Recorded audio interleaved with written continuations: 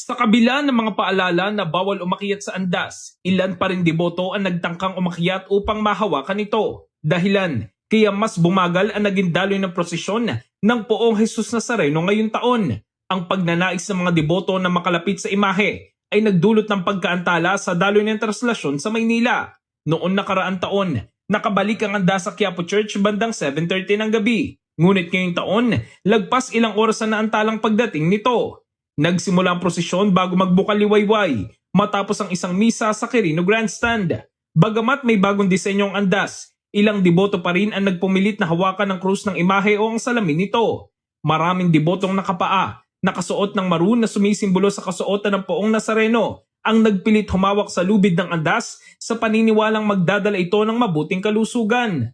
Ang ilan naman, naghagis ng puting tuwalya sa mga nagbabantay ng andas upang maipahe dito sa imahe, umaasang mabibiyayaan ng kanilang dalang tuwalya. Sa kabila ng mga hamon, patuloy ang debosyon ng milyon-milyong Pilipino sa Poong Nazareno na nagpapakita ng matibay na pananampalataya ng mga Katoliko sa bansa. Samantala, kumpara naman noong nakaraang taon, mas marami ang nakaisa sa pista ng Poong Jesus Nazareno ngayon taon.